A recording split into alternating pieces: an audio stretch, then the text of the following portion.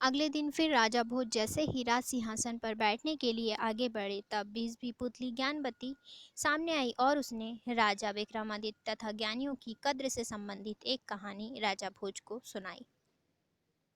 राजा विक्रमादित्य सच्चे ज्ञान के बहुत बड़े पारखी थे तथा ज्ञानियों की बहुत कद्र करते थे। उन्होंने अपने दरबार में चुन चुन कर विद्वानों, पंडितों, लेखकों और कलाकारों को जगह दे रखी थी तथा उनके अनुभव और ज्ञान का भरपूर सम्मान करते थे।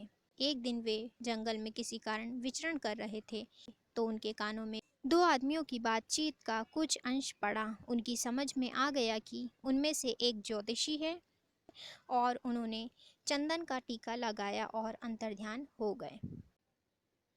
ज्योतिषी अपने दोस्त को बोला, मैंने ज्योतिष का पूरा ज्ञान अर्जित कर लिया है और अब मैं तुम्हारे भूत, वर्तमान और भविष्य के बारे में सब कुछ स्पष्ट बता सकता हूँ।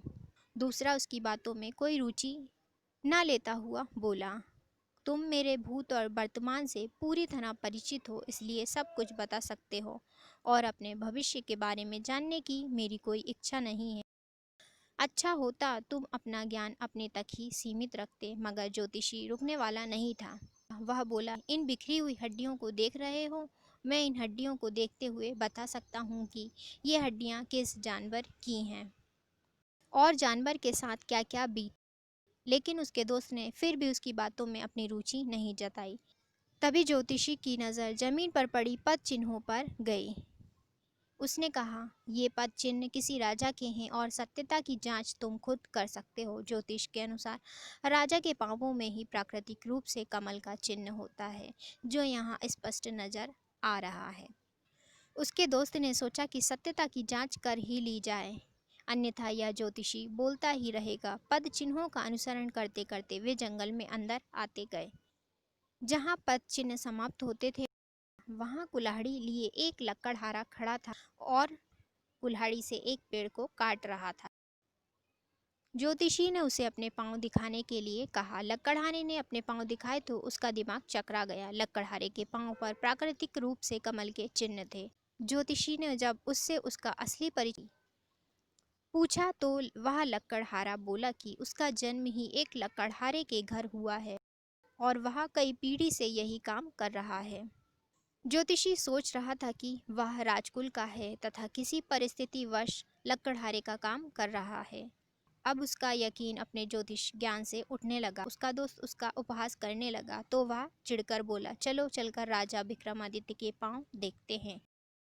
अगर उनके पांवों में कमल चिन्ह नहीं हुआ तो मैं सचमुच ज्योतिष शास्त्र को झूठ समझूंगा और मान लूंगा कि मेरा ज्योतिष अध्ययन बेकार चला गया। वे लकड़हारे को छोड़ उज्जैन नगरी की ओर चल पड़े। काफी चलने के बाद राजमहल पहुंचे।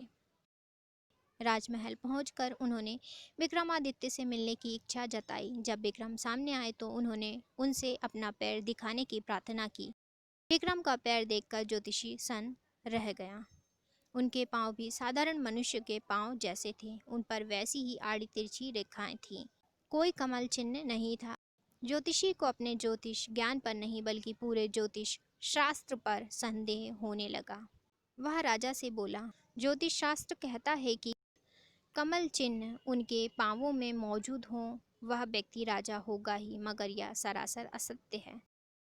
जिसके पांवों पर मैंने ये चिन्ह देखे वह पुश्तैनी लकड़हारा है।